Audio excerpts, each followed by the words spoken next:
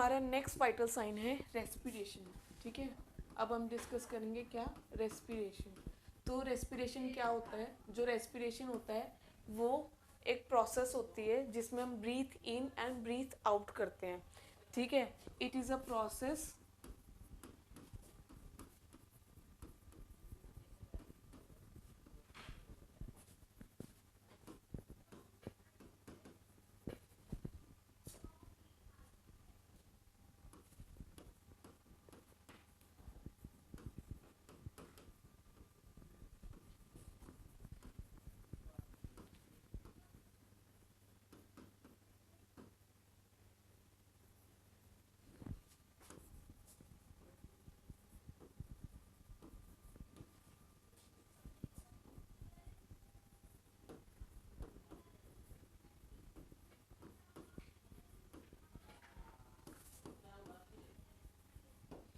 ठीक है। जो रेस्पिरेशन होती है वो क्या होती है, ये एक प्रोसेस है, ठीक है, प्रोसेस है जिसमें हम क्या करते हैं, breathe in and breathe out करते हैं, ठीक है। थ्रू लंग्स होती है जिसमें exchange of gases take place होता है, ठीक है। जैसे कि नॉर्मली आपको पता है आप every second breathe in and breathe out कर रहे हैं, लेकिन जो गैसेस एक्सचेंज होती है इसमें क्या होता है, हम ऑक्सीजन को इनहेल करते हैं, ठीक है, एंड कार्बन डाइऑक्साइड को एक्सहेल करते हैं।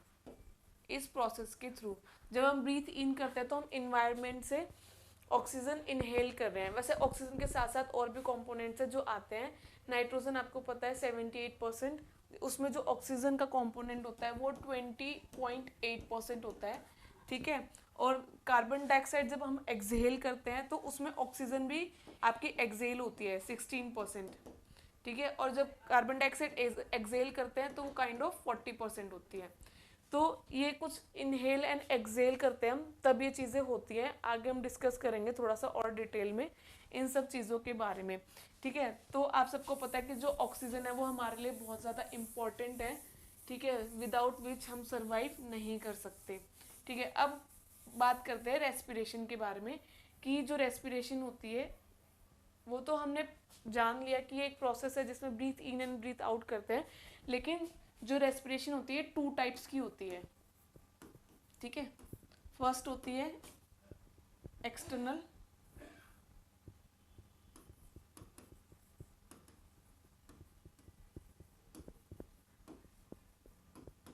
ठीक है, और सेकंड होती है इंटरनल। फर्स्ट मैंने एक्सटर्नल क्यों कहा है, क्योंकि जब हम ब्रीथ इन करते हैं ना तो जो एयर है वो इन्वायरमेंट से लंग्स के अंदर जाती है, तो पहले एक्सटर्नल प्रोसेस होता है तब इंटरनल होता है, तब इंटरनल वो पहुंचाई जाती है। तो जब इसमें क्या हो रहा है, जो गैसेज है वो एक्सचेंज हो रही है, ठीक है। तो एक्सटर्नल रेस्पिरेशन में जो गैसेज है वो एक्सचेंज होती है किस किस के बीच में, बिटवीन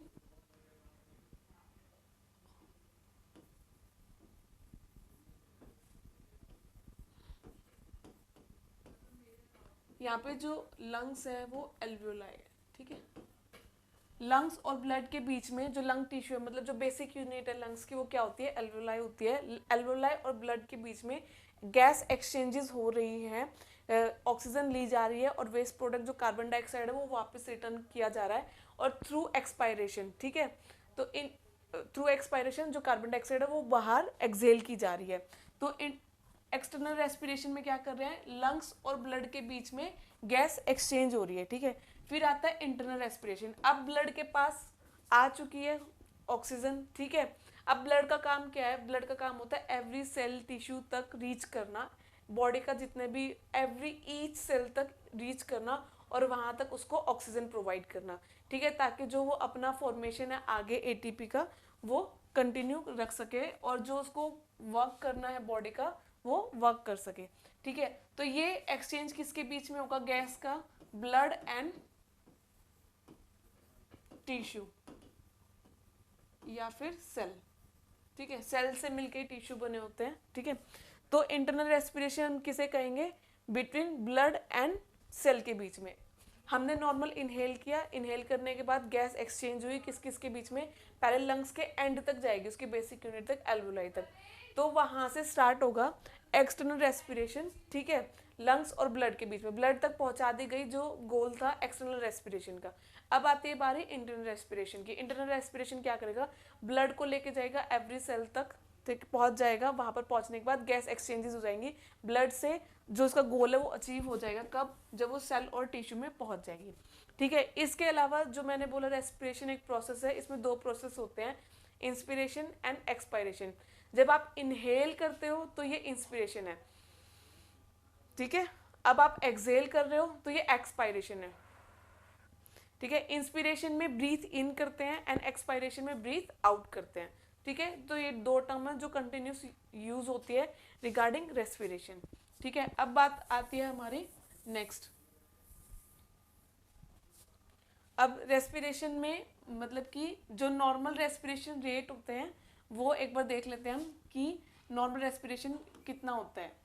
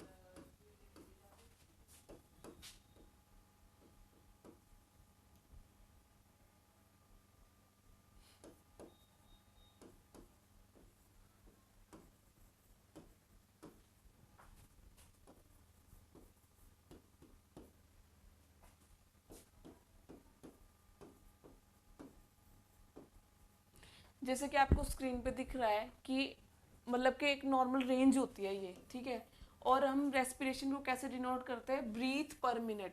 ठीक है, जिसको इन शॉर्ट मैंने आगे लिख दिया है B/1, क्योंकि B/1 को हम बीट पर मिनट भी डिनोट करते हैं, लेकिन यहाँ पे ब्रीथ पर मिनट है।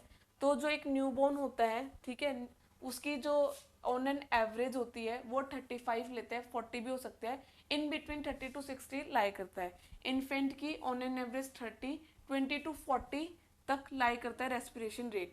अडल्ट का 12 to 20 के बीच में हो सकता है, ठीक है, ऑन एन एवरेज 15 या 16 रहता है। और जो ओल्डर वन होते हैं उनका रेस्पिरेशन 10 to 24 के बीच में हो सकता है। ठीक है, तो ये एक नॉर्मल वेरिएशन है जो रेस्पिरेशन रेट में हमें देखने के लिए मिलती है। अब इसके बाद बात करते हैं कि जो एबनॉर्मल वेरिएशंस हमें देखने के लिए मिलती है वो कौन सी है। उससे पहले हम एक नॉर्मल टर्म मैं बता देती हूँ। जैसे कि मैंने अभी आपको बताया भी था जब हम वाइटल साइन में पढ़ रहे थे, यू वर्ड का मीनिंग मैंने बोला था, आप याद कर लो, नॉर्मल है। ठीक है, तो यूपनिया अगर हम बोल रहे हैं, नॉर्मल वेंटिलेशन को इंडिकेट करता है। किसको इंडिकेट करता है, नॉर्मल वेंटिलेशन को। वेंटिलेशन भी यहाँ पे क्या वर्ड है, जो हम breathe in and breathe out कर रहे हैं इसको हम वेंटिलेशन ही कहते हैं। ठीक है, नॉर्मल वेंटिलेशन को ये इंडिकेट करता है यूपनिया। अगर कहीं पर वर्ड लिखा है यूपनिया की क्या नॉर्मल रेट क्या रेट होता है, किस रेट में लाई करता है, तो कंफ्यूज नहीं होना है। इसका रेट अडल्ट का वही आएगा 12 to 20 के बीच में। अगर एवरेज पूछ रहा है 15 या 16 में से आपको दे रखा है तो आप दोनों ऑप्शन पे जा सकते हो। ठीक है, तो आपको ऐसे चीज़ें याद रखनी है। फिर नेक्स्ट आता है अब थोड़ा सा एबनॉर्मल वेरिएशंस जो जो हमें देखने के लिए मिलता है। ठीक है, देखो, हाइपोवेंटिलेशन, हाइपर वेंटिलेशन। ठीक है, हाइपो का मतलब क्या होता है, लेस। ठीक है, हाइपर का मतलब होता है मोर। ठीक है, वेंटिलेशन जो breathe in and breathe out कर रहे हैं हम, अगर हाइपोवेंटिलेशन हो रहा है तो मतलब जो ब्रीथिंग है वो बहुत स्लो रेट पे हो रही है। ठीक है, लेस देन 12। ठीक है, तो हाइपोवेंटिलेशन में क्या होता है कि जो नॉर्मल ब्रीथ का प्रोसेस है ना वो काफ़ी स्लो हो जाता है। ठीक है, इसमें क्या होता है, जो कार्बन डाइऑक्साइड है वो आपकी रिटेन करने लग जाते हैं, मतलब लंग्स के अंदर या बॉडी टिश्यू के अंदर ज़्यादा बढ़ने लग जाते हैं, क्योंकि एक्सेल इतना हो नहीं रहा है जितना होना चाहिए, जिसकी वजह से कार्बन डाइऑक्साइड आपकी रिटेन होने लग जाती है। ठीक है, हाइपर वेंटिलेशन में क्या होता है, डीप ब्रीथिंग एंड फास्ट, ठीक है। डीप ब्रीथिंग होती है लेकिन फास्ट होती है बहुत ज़्यादा, तो कार्बन डाइऑक्साइड का लेवल इसमें कम देखने के लिए मिलता है, जैसे, ठीक है। डीप ब्रीथिंग के साथ साथ फास्ट रेट हो जाता है बहुत ज़्यादा हाइपर वेंटिलेशन में, ठीक है। इसको ही हम क्या बोलते हैं, कॉस्मोल, कॉस्मोल ब्रीथिंग कहते हैं इसको हम, ठीक है। डीप एंड रैपिड होता है ये, ठीक है। कॉस्मोल ब्रीथिंग ये किस में देखने के लिए मिलता है, DKA पेशेंट में देखने के लिए मिलता है, डायबिटिक कीटो एसिडोसिस वाले पेशेंट में ये ब्रीथिंग देखने के लिए मिलती है, और फ्रूटी स्मेल आती है, ठीक है। जब हम ब्रेथ टेस्ट करते हैं या फिर हम जो एक नॉर्मल स्मेल आती है बॉडी पर्सन के माउथ से, तो कौन सी स्मेल होती है, फ्रूटी स्मेल आती है। कॉस्मोल ब्रीथिंग देखने के लिए मिलती है जिसमें हाइपर वेंटिलेट कर रहा होता है पेशेंट, ठीक है। Hypo ventilation and hyper ventilation आपको समझ में आ गया होगा, ठीक है। हाइपो वेंटिलेशन जिसमें जो रेट है वो स्लो है, ठीक है, शैलो ब्रीथिंग है, और हाइपर वेंटिलेशन में डीप एंड रैपिड ब्रीथिंग है, ठीक है। अब नेक्स्ट आता है हमारा क्या, यूपनिया, हाइपोवेंटिलेशन, हाइपरवेंटिलेशन। हमने अभी 3 टर्म्स डिस्कस किए हैं, है ना। फिर नेक्स्ट आता है हमारा इसमें आता है आपका, हाँ, ब्रेडिप्निया और ट्रेकिपनिया। हमने ये टर्म कुछ ब्रेडी और ट्रैकी उसमें भी पढ़ी थी अभी पल्स रेट में। ब्रेडी का क्या मतलब बताया था मैंने, लो इन नंबर, ठीक है, या फिर काउंट, और इंक्रीज इन नंबर या फिर काउंट, ठीक है। अभी नॉर्मल रेट हम लोगों ने क्या डिस्कस किया था, 12 to 20। अगर 12 से भी कम आ जाए, मान लो 10, 9, 8, 7 रेस्पिरेशन हो रहा है पर मिनट, ठीक है। यहाँ पे हम बात कर रहे हैं किसकी, पर मिनट की, ठीक है। अगर इस 12 से भी बहुत ज़्यादा कम आ रहा है तो हम क्या कहेंगे, 10 आ रहा है, 9 आ रहा है, वैसे 10 12 के नियरेस्ट अगर 11 भी आ जाता है तो हो सकता है नेक्स्ट मिनट में वो रिकवर कर जाए पेशेंट, ठीक है। अगर 10 से बिलो आ रहा है तो हम किसको कहेंगे, ब्रेडिप्निया, ठीक है। बिलो 10 ब्रीथ पर मिनट अगर आ रहा है तो हम क्या कहेंगे, ब्रेडिप्निया। और अगर 22 ब्रीथ पर मिनट से ज़्यादा आ रहा है तो हम क्या कहेंगे, ट्रैकिपनिया। जो नंबर ऑफ रेट है वो बहुत ज़्यादा इंक्रीज हो गया है, 22 ब्रीथ पर मिनट से ज़्यादा आता है इन एन अडल्ट तो हम क्या कहते हैं उसको, ट्रैकिपनिया। और अगर नंबर ऑफ ब्रीथ पर मिनट लेस देन 10 आ रहा है तो हम क्या कहेंगे, ब्रेडिप्निया, ठीक है। आपको समझ में आ रहा होगा, ठीक है। फिर नेक्स्ट आता है हमारी टर्म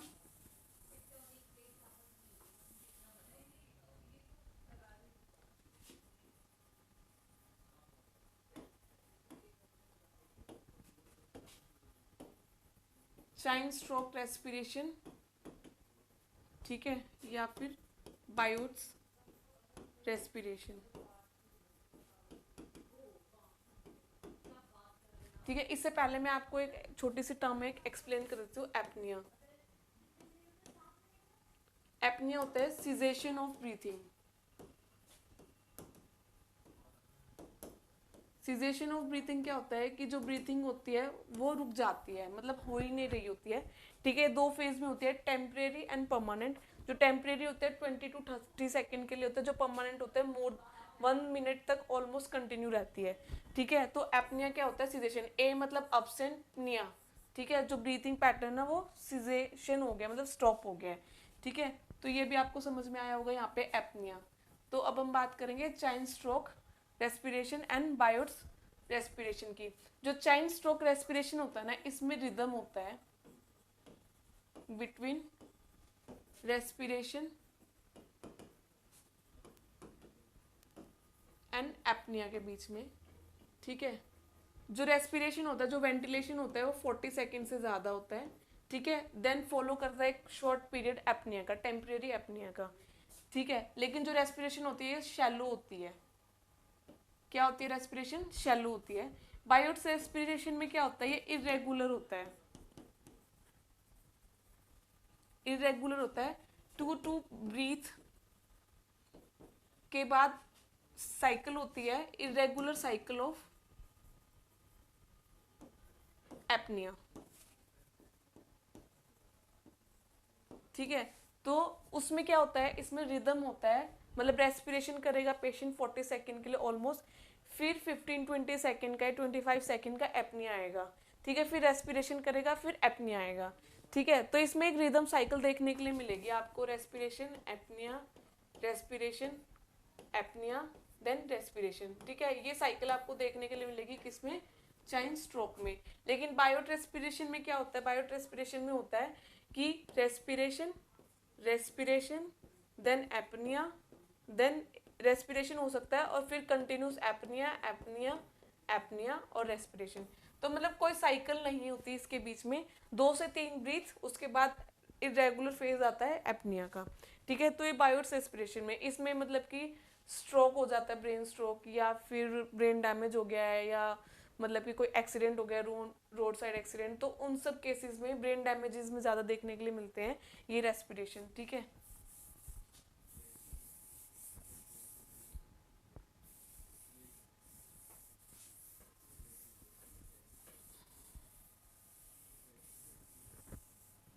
और कौन सी टर्म्स अब आपकी रह गई है इसके अंदर, अब आती है हाइपोक्सिया, एक आती है हाइपोक्सीमिया, ठीक है। हाइपो का मतलब होता है लो, लो लेवल, हाइपो का मतलब क्या होता है, लो लेवल, ठीक है। जो ऑक्सिया वर्ड है ये टिश्यू के लिए इंडिकेट होता है, ठीक है। ऑक्सिया वर्ड किसके लिए इंडिकेट होता है, टिश्यू के लिए, और एक्जीमिया वर्ड होता है ब्लड के लिए। और यहाँ पे हमारी बात किस चीज की चल रही है, टोटल ऑक्सीजन लेवल की, ठीक है। तो लो level of oxygen in tissue कहलाया जाएगा हाइपोक्सिया, ठीक है। और लो लेवल ऑफ ब्लड मतलब ऑक्सीजन इन ब्लड कहलाया जाएगा हाइपोक्सीमिया, ठीक है। ये समझ में आ रहा है, 2 वर्ड, ये बहुत ज्यादा कॉमनली वर्ड यूज किए जाते हैं और बच्चे कंफ्यूज हो जाते हैं। हाइपोक्सिया यूज किया जाता है टिश्यू के लिए, ठीक है। अगर low level of oxygen in tissue है hypoxia, low level of oxygen in blood है तो हाइपोक्सीमिया, ठीक है। हाइपोक्सिया तो हमने पढ़ लिया कि लो लेवल ऑफ ऑक्सीजन होता है इन टिश्यू, लेकिन कितने, अगर इसको क्लिनिकल इंडिकेशन में मैं बात करूं तो कितने उसको कहा जाएगा कि हाइपोक्सिया है किसी पर्सन को, ठीक है। ऑन एन एवरेज अगर मैं 15 ग्राम ब्लड मतलब 15 ग्राम HB प्रेजेंट है 100 ml ऑफ ब्लड में, तो ये नॉर्मल HB मानते हैं हम लोग, 15, 12 to 15 है ना।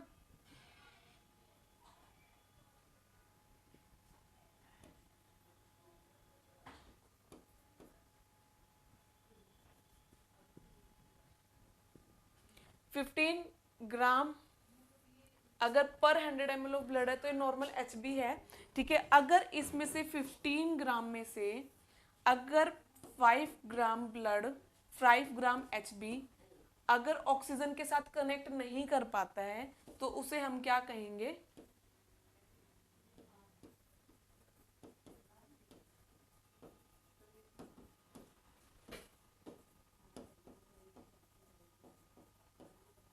हाइपोक्सिया, ठीक है। देखो छोटी सी चीज होती है, एक जो HB होता है ना वो 4 एटम ऑफ ऑक्सीजन कंटेन करता है, ठीक है, अपनी साइड पे। जैसे ये HB है,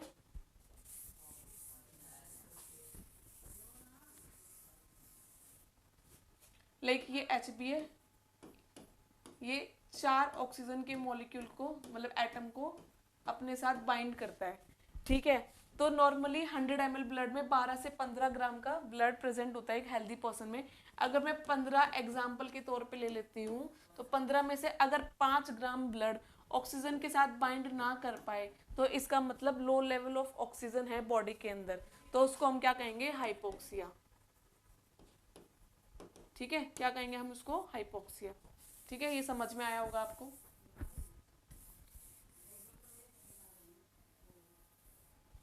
ठीक है। अब नेक्स्ट आता है हमारा हाइपोक्सीमिया, साइनोसिस। साइनोसिस क्या होता है,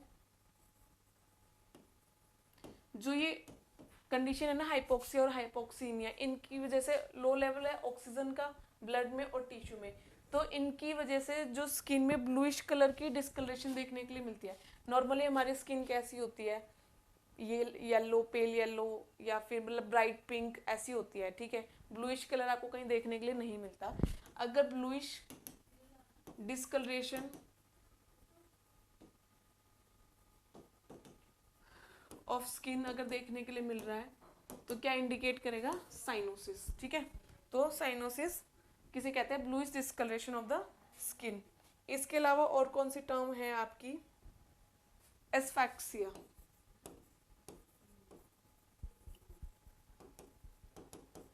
सफोकेशन। ठीक है, एस्फैक्सिया क्या है? State of suffocation.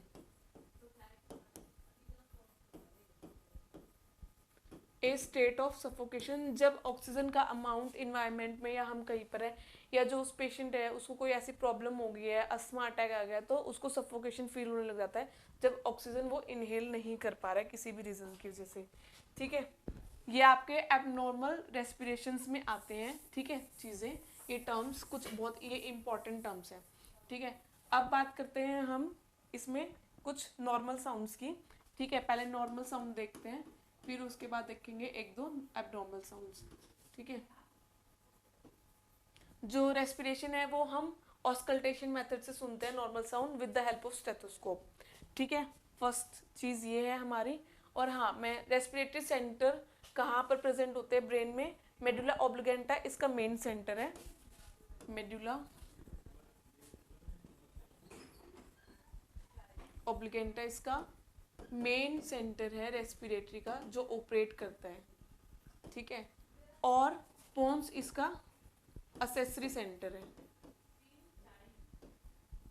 ठीक है, असेसरी सेंटर पोन्स है, मेडुला ऑब्लिगेंटा इसका मेन सेंटर है। इसके अलावा जो इन सेंटर को ट्रिगर करता है, वैसे तो हमारे लिए ऑक्सीजन बहुत ज़्यादा इंपॉर्टेंट है, इसलिए बच्चे कंफ्यूज भी हो जाते हैं अगर एग्जाम में क्वेश्चन आता है तो। जो इसका मेन ट्रिगरिंग सेंटर है वो क्या है? इसका CO2। जब बॉडी में CO2 का लेवल इंक्रीज होता है नॉर्मल से ज़्यादा, तब हमारे रेस्पिरेटरी सेंटर एक्टिवेट हो जाते हैं। ठीक है, और अकॉर्डिंग टू सिनेरियो ये वर्क करते हैं। अगर बॉडी में कोई भी ऐसी रिक्वायरमेंट है, उसको ज़्यादा ऑक्सीजन की ज़रूरत है, तो वो हाइपर वेंटिलेट करने लग जाएगा, ऑक्सीजन को ज़्यादा लेगा, कार्बन डाइऑक्साइड को बाहर निकाल देगा। ठीक है, और अगर ऑक्सीजन का ज़्यादा वो हो गया है तो हाइपो वेंटिलेट करेगा। तो अकॉर्डिंग जैसे जो रेस्पिरेटरी सेंटर है वो कब वर्क करते हैं? कार्बन डाइऑक्साइड इसका क्या है? ट्रिगर सेंटर है। ठीक है, ना कि ऑक्सीजन। इसलिए ऑक्सीजन की जब टॉक्सिसिटी हो जाती है तो वो और ज़्यादा इंक्रीज हो जाती है जब हम उसको कंटिन्यू फिर ऑक्सीजन ही प्रोवाइड करते हैं, क्योंकि ऑक्सीजन का अमाउंट ज़्यादा हो गया, कार्बन डाइऑक्साइड का अमाउंट कम हो जाता है बॉडी के अंदर, जिसकी वजह से जो रेस्पिरेटरी सेंटर उनको ट्रिगर नहीं मिल पाता और जो पर्सन है उसकी जो कंडीशन है और ज़्यादा वर्स्ट हो जाती है। ठीक है, तो नॉर्मल साउंड आती है हमारी। सबसे पहले हम सुनते हैं ट्रैकिया पे, ओवर ट्रैकिया ही ये सुनाई देती है। ठीक है, लाउड होती है। इसमें एक्सपायरेटरी जो ड्यूरेशन है, यहाँ पे मैं ड्यूरेशन लिख रही हूँ, इक्वल है इंस्पिरेटरी से। यहाँ पे आपको पता है आपका ये ट्रेक क्या है, यहाँ पे हम स्टेथोस्कोप लगाते हैं और जो वॉइस है वो सुनते हैं। ठीक है, लाउड होती है, क्लियर होती है, और जो एक्सपायरेटरी ड्यूरेशन है वो इंस्पिरेटरी के इक्वल होता है। फिर नेक्स्ट आपकी साउंड क्या कौन सी आती है? ब्रोंकियल। ये भी लाउड होती है। ठीक है, इसको हम कहाँ पर असेस करते हैं? ब्रोंकियल साउंड को इसको दो जगह असेस करते हैं, एंटीरियर एंड पोस्टीरियर।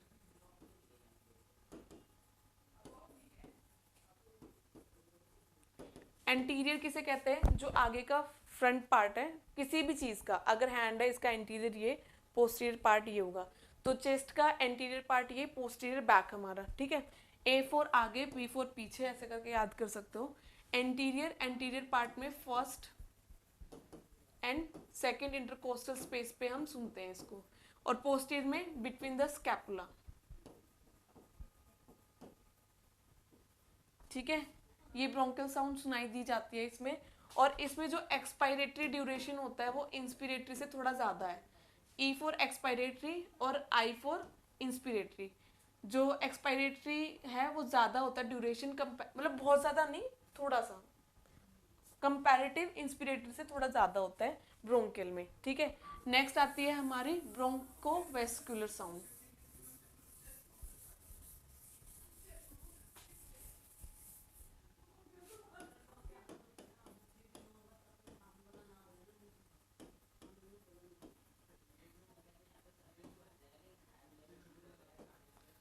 ब्रोंकोवेस्कुलर साउंड, जो ब्रोंकोवेस्कुलर साउंड्स होते हैं वो कहाँ पर आपको मतलब कि असेस करनी होती है ब्रोंकोवेस्कुलर साउंड।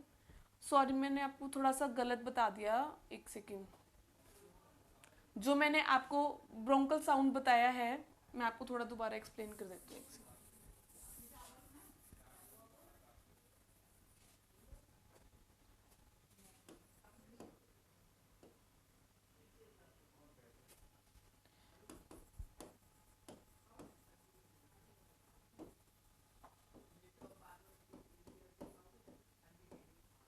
जो ब्रोंकस साउंड होता है वो मैन्यूब्रम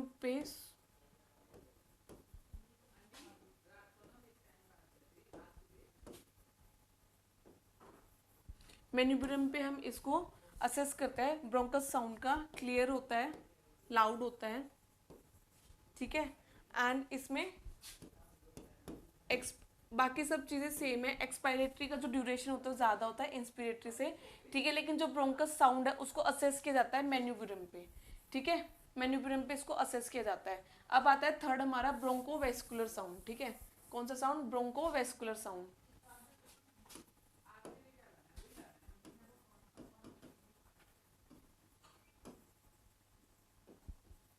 जो ब्रोंकोवेस्कुलर साउंड होते हैं ये दो तरीके से असेस किए जाते हैं, जो अभी मैंने बताया, एंटीरियर एंड पोस्टीरियर।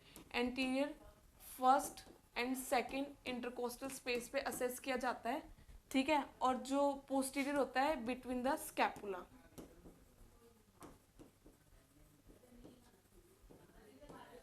ठीक है। ब्रोंकोवेस्कुलर साउंड कहाँ पर सुना जाता है? Anterior and posterior. Anterior first and second intercostal space के बीच में, and posterior between the scapula के बीच में। इसमें जो एक्सपायरेटरी और इंस्पिरेटरी होता है वो इक्वल होता है ड्यूरेशन, ठीक है। इंस्पिरेटरी का भी उतना ही ड्यूरेशन होता है और एक्सपायरेटरी का भी उतना ही ड्यूरेशन होता है। फिर नेक्स्ट आता है आपका vascular sound. All over the lung,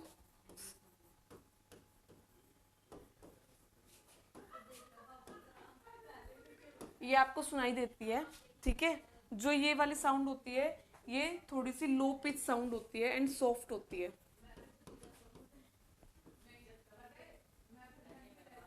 low pitch sound and soft होती है ये वाली साउंड, ठीक है।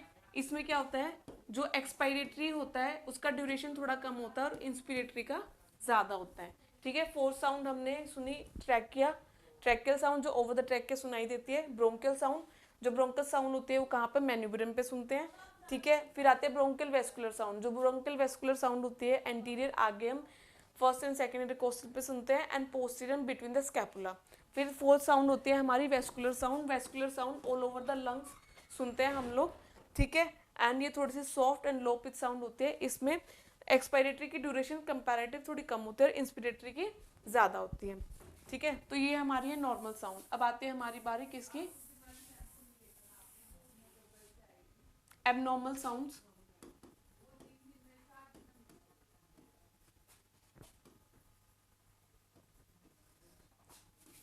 तो जो एबनॉर्मल साउंड, सबसे पहले इसमें स्ट्राइडर। स्ट्राइडर साउंड कैसी होती है? स्ट्राइडर साउंड होती है थ्रिल वाइब्रेशन होती है ना अपर एयरवे में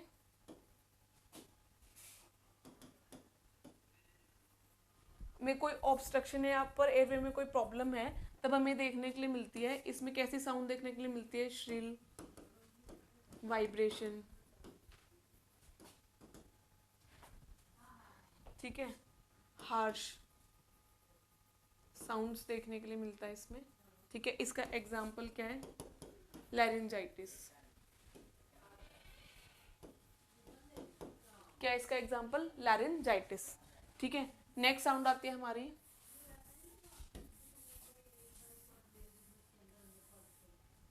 नेक्स्ट साउंड हमारी कौन सी है? वीजिंग साउंड, जिसको अनदर नेम क्या है इसका? जो इसके अनदर नेम से आती है ये रोंकाई, ठीक है। ये हाई पिच साउंड होती है,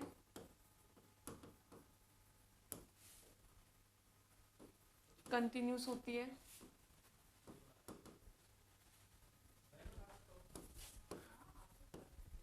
लोअर रेस्पिरेटरी ट्रैक्ट में ऑब्स्ट्रक्शन हो जाए या फिर नैरो हो जाता है ना पाथवे, तब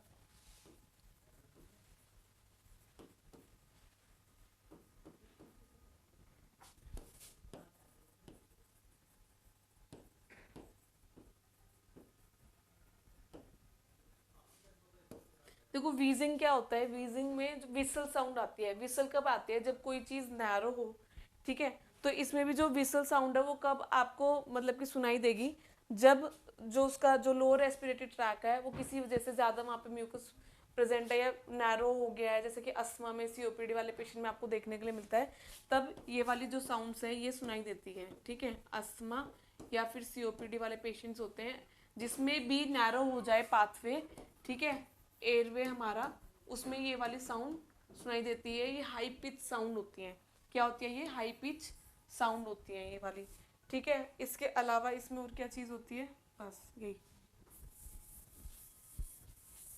देन आता है आपका क्रेपिटस साउंड, ठीक है, जिसको हम रेल या फिर रेल भी कहते हैं, ठीक है। ये इसके नाम है, किसी भी नाम से ये आ जाती है, ठीक है। क्रेपिटस साउंड, रेल साउंड या फिर रेल साउंड, ठीक है। ये कैसी साउंड होती है, pop up sound, like pop up and like जैसे मतलब ये साउंड मेनली होती क्यों है आप समझ जाओगे इसी से। अगर कहीं पर मतलब वाटर है, म्यूकस है, ठीक है, उसमें अगर एयर की बबलिंग साउंड जैसा होता है ना, वैसी साउंड आती है, लाइक जैसे वाटर में से जब पानी से खदक रहा है, बप बप आता है ना, तो उस साउंड को हम क्या कहते हैं, क्रेपिटस साउंड कहते हैं, ठीक है। तो ये वाली साउंड भी क्या होती है, हाई पिच साउंड होती है।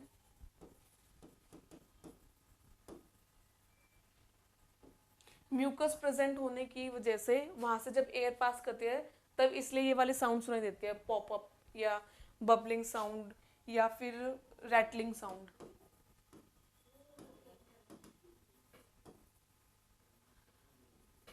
ठीक है। हाई पिच साउंड होती है ये। और इस ये कौन से उस पेशेंट में देखने के लिए मिलेगी, पल्मोनरी एडिमा,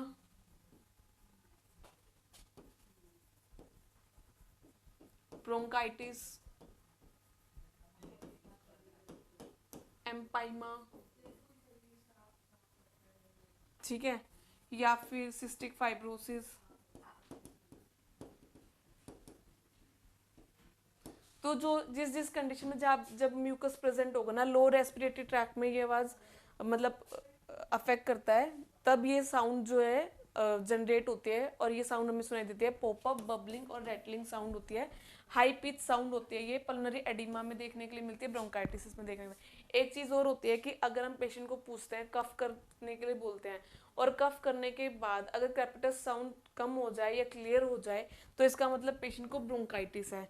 अगर वो साउंड कंटिन्यू रहती है सेम, तो इसका मतलब वहाँ पे फ्लूइड एक्यूमुलेशन है, कहीं ना कहीं पल्मोनरी एडिमा है, ठीक है। तो ये थोड़ा सा एक डिफरेंशिएटेड स्पेशल पॉइंट है जो इसमें देखने के लिए मिलता है, ठीक है। इसमें इनहेलेशन में ज़्यादा देखने के लिए मिलती है। ड्यूरिंग इनहेलेशन ये साउंड आपको सुनाई देती है, देन एक्सपायरेशन से, ठीक है। तो ये हो गया हमारा respiration with normal respiration rate हो गए, इसमें हमारे normal sounds and abnormal sounds. तो रेस्पिरेशन अब हमारा कंप्लीट हो गया, ठीक है।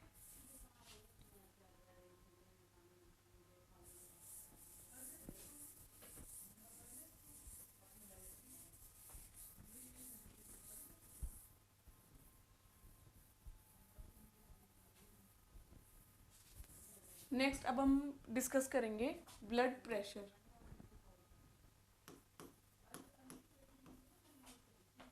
एक चीज और जो रेस्पिरेशन में मैं आपको बताना भूल गई कि जो रेस्पिरेशन है हम पेशेंट की लेते कैसे हैं, असेस कैसे करते हैं।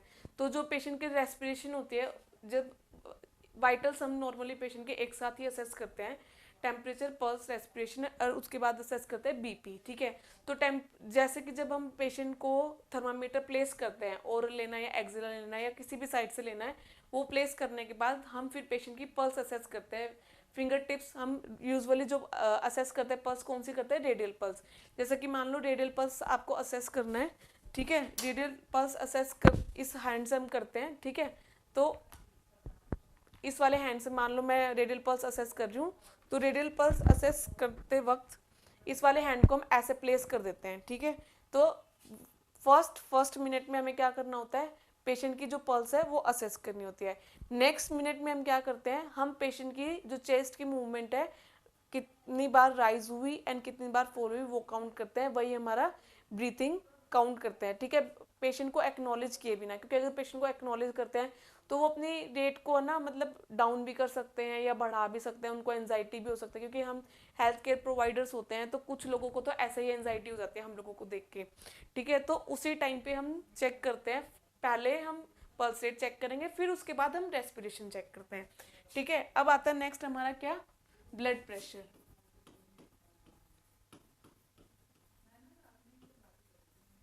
ठीक है, जिसको हम इन शॉर्ट बीपी भी कहते हैं, ठीक है, पेशेंट का ब्लड प्रेशर। ब्लड प्रेशर क्या होता है, ब्लड प्रेशर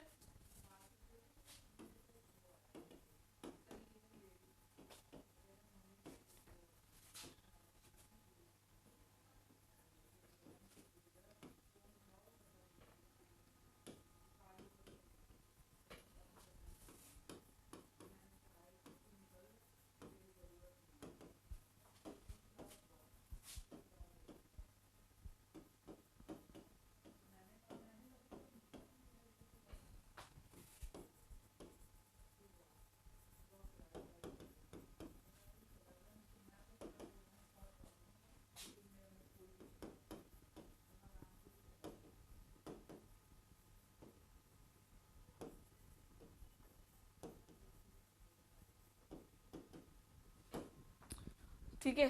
ब्लड प्रेशर क्या होता है, जो ब्लड प्रेशर होता है वो होता है ब्लड के द्वारा लगाया जाता है प्रेशर वॉल्स पे, जो आर्टरी वॉल्स होती है ना उन पे। जब लेफ्ट वेंट्रिकुलर कॉन्ट्रैक्ट करता है, कॉन्ट्रैक्ट करने के बाद जो ब्लड है वो एयोटा में जाता है, आर्टरीज में जाता है, तो जो वो ब्लड आया है ना जिस प्रेशर के साथ, वो प्रेशर उन वॉल्स पे लगाया जाता है, उसे हम ब्लड प्रेशर कहते हैं, ठीक है। तो यही डेफिनेशन मैंने लिखी हुई है, ये एक प्रेशर है जो एक्सर्ट किया जाता है ब्लड पे, ठीक है, आर्टीरियल वॉल पे, जब ब्लड इससे पास होता है, कब, जब लेफ्ट वेंट्रिकुलर कॉन्ट्रैक्ट करता है, ठीक है। तो जो ब्लड प्रेशर है वो दो टाइप का होता है, सिस्टोलिक एंड डायस्टोलिक प्रेशर, ठीक है, systolic BP and diastolic BP. Systolic BP क्या होता है, जैसे कि लेफ्ट वेंट्रिकुलर ने कॉन्ट्रैक्ट किया, ठीक है, तो जो इसका मैक्सिमम प्रेशर होगा ना वॉल पे लगेगा, उसको हम सिस्टोलिक बीपी कहेंगे, ठीक है, मैक्सिमम प्रेशर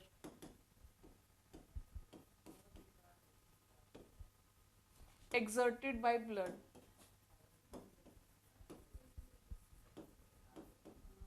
on the